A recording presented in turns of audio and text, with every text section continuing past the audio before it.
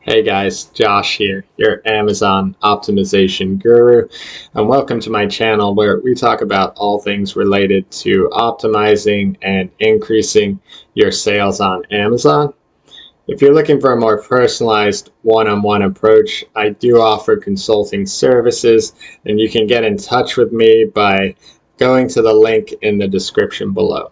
So if you saw my video where I talk about holistically the different campaign types, you probably have a good idea right now about where you want to start. And so I thought today we would focus on another particular campaign type called sponsored display. Sponsored display is a little bit different in relation to sponsored products and sponsored brands, where those may focus mostly on keywords and category and competitor targeting. Sponsored display allows you to target more of the audience aspect. And what I love about these ads is you can actually leverage them to target audiences that are lower down in the funnel. So therefore it makes it a lot easier to convert them, and you should see a nice return on ad spend and conversion rate as a result. So to give you an idea, these sponsored display ads could run in a number of different places as well as different websites on the internet. And if we're looking at Amazon specifically, they also run within specific places on that site as well. You could see, for example, the product page. They're usually placed right here on the right side. You can see this muscle milk ad, and then they'll often include additional ads lower down. So there's a good example here, and there may be some more lower down from that. Here's another example. So you can see a sponsored display ad is more of an ad banner, and the sizes are usually 728 by 90. This one are 300 by 250. Pretty standard ad slot sizes. So what we're going to do now is we're going to go ahead and look at the campaign and how to set that up. And again, I highly recommend that you leverage these if you have access to the specific audiences we'll be talking about today. If you're a newer brand on the site and you have a lower amount of page views, you may not be able to yet target some of these audiences, but hopefully over time, as you continue to watch the videos on this channel and optimize your listings, you're going to see more page views, and then you're going to see access to these audiences open up. So again, for the campaign name, I would recommend making it something that you can use to identify it without actually having to go in and look at the details. So I usually do the ad type, so sponsored display, and then the products you're featuring, the targeting type, and then the date. And that'll give you a pretty good idea of what's in the specific campaign without having to open it up. And again, the start and end date is up to you. I do recommend a daily budget to keep things more consistent. So just think about what you may be willing to spend. If you're going to run a test, 20 bucks a day to $50 a day is a good range. I would recommend putting in something like that that's at least a little more significant to get some data off of to begin with.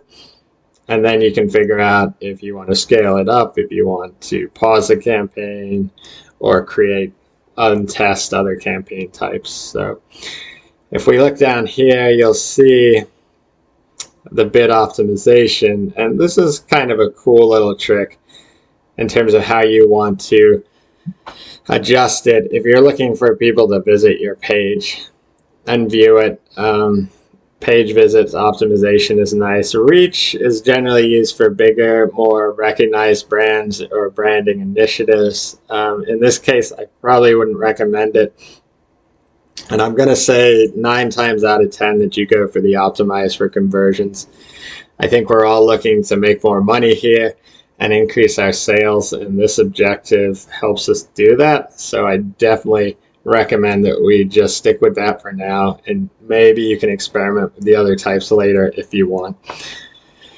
Here you get access to an image ad, which I'd recommend starting with. And if you have a video, you can make a separate campaign. Just make sure to name it video on the end so you know to target that ad type and test it. Videos tend to be very effective as well. So I definitely recommend that if you have access to the assets. But for simplicity's sake, we'll just go with the image ad format for now. When you're looking at products to include in that ad, I'd recommend including the same product types. So you can, for example, in this case, decide to include just protein powders. So I'm just going to go in there and I'm going to say, okay, let's just include some protein powders here, the same type to keep it consistent. If you have complementary products, things that work well together, I would bundle those in.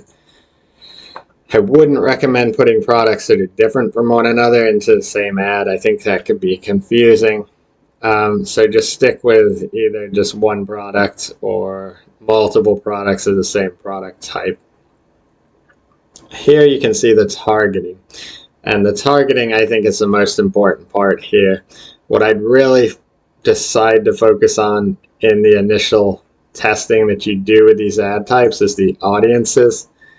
Again, you may not have access to these right away, but eventually you'll build enough page views to get access to them. And you can see here that you get a number of different options. So I'm just going to clear these ones to make it simpler. And then we can see which ones we get to. There's general audiences. I wouldn't recommend these unless you're a bigger brand. Really what we're going for here is more the remarketing aspect, not the branding. So in this case, I'd stick with both views remarketing and purchases remarketing. I think you already know that the answer to this in terms of performance is going to be the purchases remarketing will probably perform better because the customers are lower down in the funnel. But I wouldn't rule out views remarketing, which is where someone has viewed your product page, but they have not yet purchased.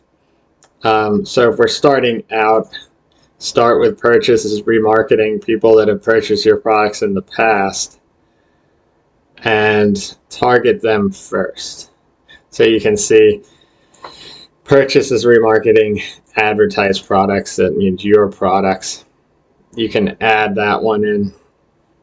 I would keep the bid at say $1 at first. If you're not seeing any impressions, you can slowly increase it by 25 to 50 cent increments until you start seeing some delivery on those audiences. Start with purchases remarketing. It's going to be your smallest audience, but your audience with the highest intent. And then you can test campaigns where you look at views remarketing, people that have viewed your products but not necessarily purchased them. You do also get access to lookalikes. Again, I would go with these two specific audiences for now. Test them out, maximize them, increase your spend until you feel as if you've maximized those specific audiences, and then look to move and test on others. I also recommend widening the look back. Start at 30 days, go out all the way to 90 days eventually with these two as you maximize the entire audience, and then look to move outside of that. So in this case, you can do lookalike audiences similar to for both of these categories as well. It's definitely where I'd recommend starting. Some of these audiences are going to get very broad, and if you're not a big name brand, you probably won't see great performance from them.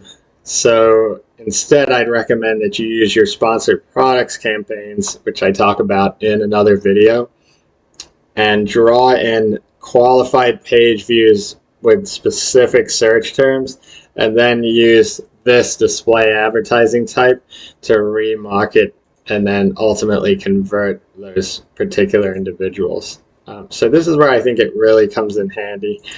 again, you've got a few customization options. I would definitely add a headline if you have a great call out or some great product benefits that you want to include. There is an option to do a custom image. If you don't, it's your product image. So if you've watched my other videos on how to optimize product images, you should have a pretty good product image to use there. And I would stick with that. After you're done selecting each audience and creating a separate campaign for each audience, you can go ahead and launch the campaigns, and then once they're approved, they're going to start running. So make sure you keep an eye on it. Make sure you have a goal in terms of what you think your ROAS or return on ad spend could be. If it drops below that goal after a certain amount of spend, probably want to consider turning it off. Again, you only want to stick with things that make sense for you margin wise. If you're not making money on something, then don't continue to run it. And again, if you like this video, make sure to hit the like button and subscribe for similar content. And until next time, take care.